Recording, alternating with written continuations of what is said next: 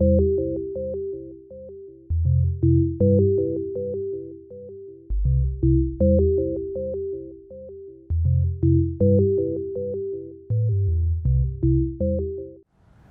there, I'm Stan Stalnaker with Hub Culture, and we're in Bermuda at the Global Fund Forum on our Pavilion Terrace. Joining me is Li Jing, who runs Jing Li US, a firm that's really linking East and West. Why don't you tell us about it? Yeah, so Jing Li US is a marketing and a business consulting firm based in New York.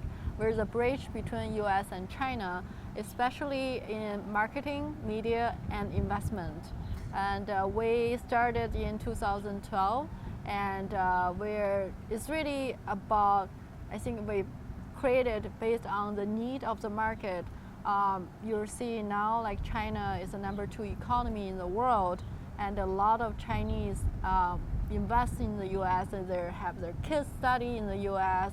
And China also look at the properties here in the United States, a lot of owned by Chinese. So we see those opportunities and we wanted to help them to make smart choices.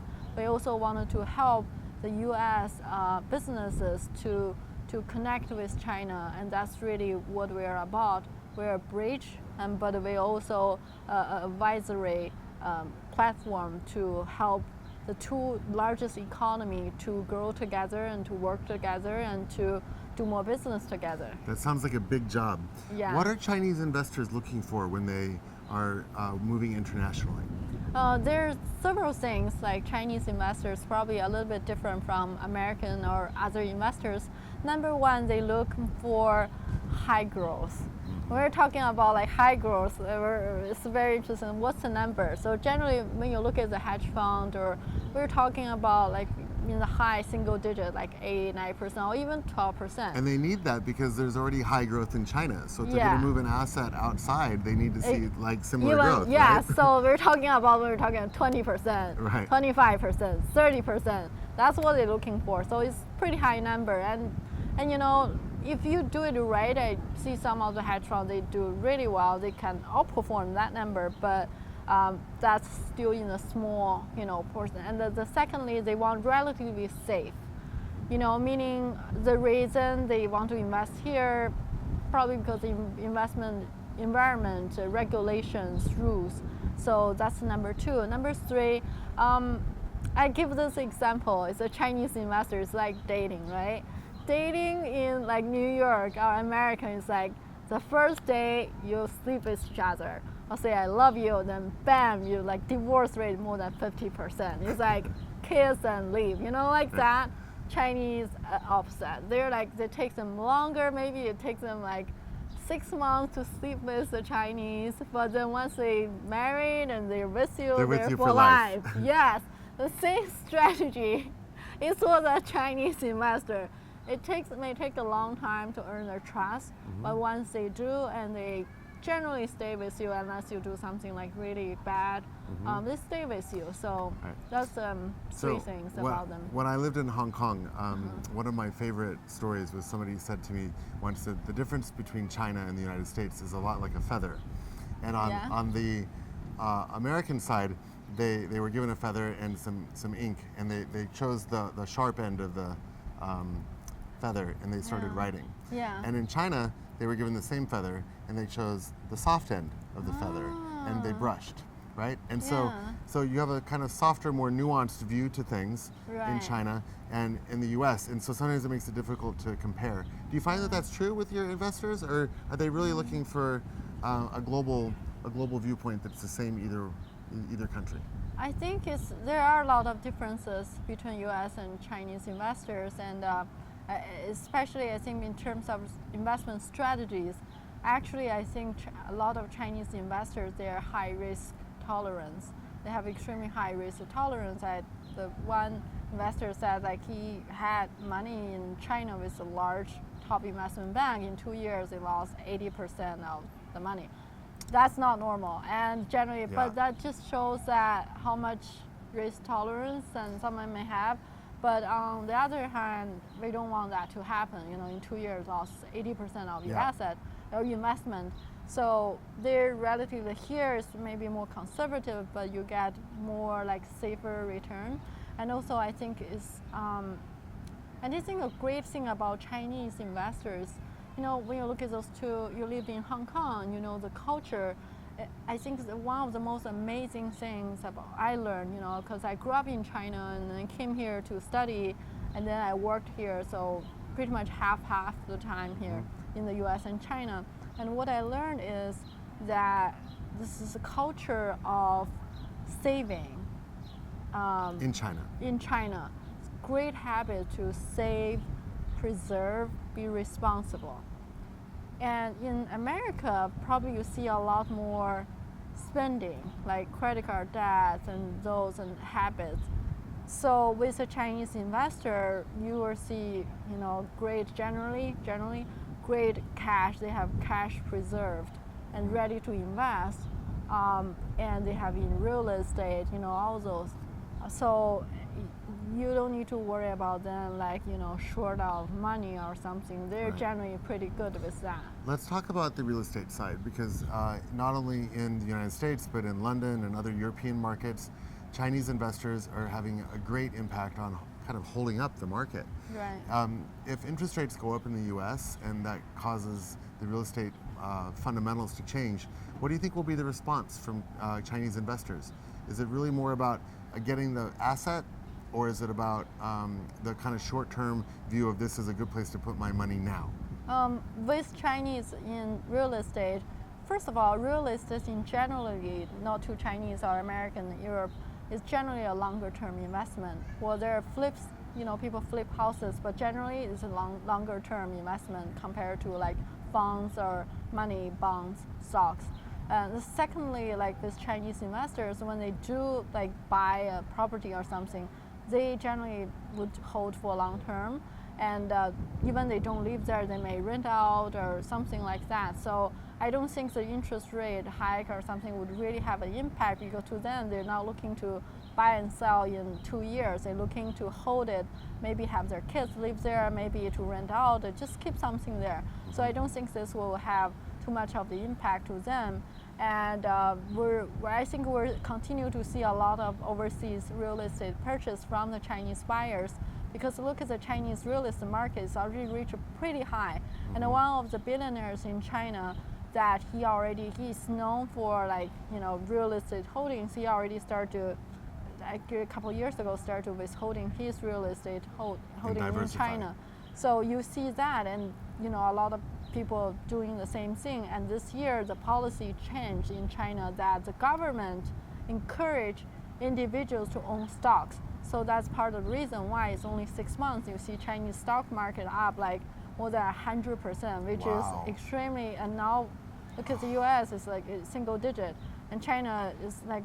I wish I hadn't sold my Megu dairy shares. I know, like if you do that in 6 months, you put the money in the Chinese market, and that's high. But that's not normal. Let's actually, bridges go two ways. So the last question I wanted to ask you was about what about inward investment into China from the United States? Where do you see the bright spots? It sounds like we probably just missed a great opportunity with the stock market. Where else are the bright spots?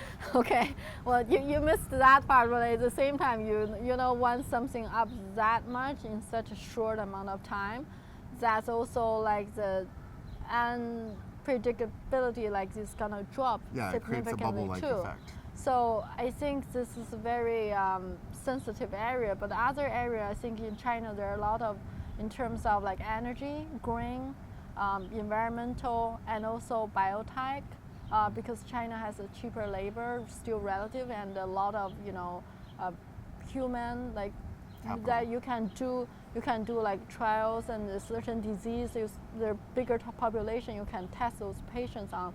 So I think in biotech science, and also in energy, green, science, technology, those are a lot of opportunities in China. And I think in China, I grew up there, and I grew up in a 10 by 10 room in China with 4 people. My dad is a scientist, and he's worked for Chinese Academy of Science, and we are very typical, Chinese family. And to grow up like that in that room, if I showed the picture of where I grew up, I went back, I was like, wow, that's like a refugee camp, worse. and now I'm on Wall Street. So this is like, I can't believe it's only in a short, maybe 10 years, you know? So then I realized it's not just my family, but It's the everyone. entire country. Yeah. Among all my friends, like a neighbor of mine is vice president of Baidu, it's Chinese, Google, and several of them, their company went public, they're founded, and they're still in their 30s. So I think it's really interesting to think about this idea of the next generation of Chinese entrepreneurs. So you're out in the world and building those connections, and inside China now, like tech is so hot as an investment category. Do you think that it seems like the evolution of the sophistication has been much more rapid than anybody would have guessed? What are the hot things that you see coming out in the tech sector from China? In the tech sector, I think there are still a lot of renovations, but I think a lot of them also like kind of following up of the American version of, say, Google or Uber or like Craigslist. Once something like that in the US happen, and there are companies like that in China. I think in China still like a lot of B2C, service-based and target the customers. Those are very, very hard. And I still remember this one person I met 3 years ago in China, and he literally just started, that time he started his own company, a small like advertising company, gaming advertising company, and got angel investment, and it didn't work really well, burned all the cash in 6 months, and he said, well, we need to make some money, and this is a guy graduated from the US. So they actually changed the direction. They started to sell cosmetics in China online. They made a website within a few days and they put it up. And now this company is public in New York. It's a public company. So he is also the youngest CEO whose company ever went public. What company? Called Jumei. Jumei. Yeah, and it's basically I think he was 30 when his company went public. So this is the new generation, right? Yeah, I was really shocked because I met him. It's like this like a dude. I didn't know what too much, a good-looking dude. That's it. And then 4 years later, his company a rich, good-looking dude. Yes, it's very popular. He's like what's the word? He's like Justin Bieber in China in the technology sector. He's very, very highly on demand. But you see more and more that like rock star entrepreneur in China. That's cool. I like that, and I think that's gonna to keep happening because my company when we started is a personal brand, like me as a brand for the company. I mean, that's a different culture, in China people more humble, like, they don't want to like, be personalized, but in US it's quite different. They want personalized personal brands. Yeah. But you see that happening in China a lot now. We see personalized like, sex shops, entrepreneur. She's a woman. She started on social media. She has a huge following, got investors lined up. Such a buzz, but sex used to be such a taboo in China.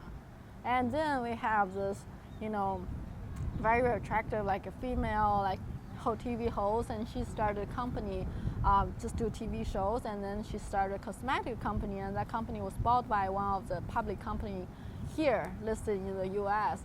So you see a lot of those things happening that I think you're gonna see more and more rock star entrepreneurs in China. They're gonna be younger, they're gonna to be more, gutsy, and they do things a lot of, Americans would be a great opportunities to look at the Chinese market that gives them a chance to invest. Chinese investors, Chinese rock stars, thank you so much, Lee, for joining us today. Sure. We can find you at jinglius.com. Yeah, so we're happy to be the bridge between US and China. Basically, we help the US company and brand to reach out to the Chinese companies and brands. We love to connect them. So welcome to find us on Facebook, Twitter, and our website is jinglius.com. Thank you. Thank you so much, Lee. It's great to talk with you, and we'll also see you in should Beijing. say something in Chinese in the end, right? 很好，谢谢，很好，谢谢你。 Oh, very good. See? 我喜欢中国。 Oh my God! See, so I translate that means Hello, thank you. I love China, so I love US too. Thank All you, right, cheers. Stan. This is so much fun. Okay, great. I'm Stan Stalnaker with Jing here in Bermuda, a long ways from that small room. Yes, it's 10 by 10 room in China. I don't think it a gets long any way. more beautiful than this, Oh, but I'm it's so sure you've worked worth it. very hard to get here. So, Thank you. and you know, so is everyone in China. It's the greatest wealth miracle that's ever happened. So, Thank you. a lot to be proud of. Signing off from Hub Culture here in Bermuda.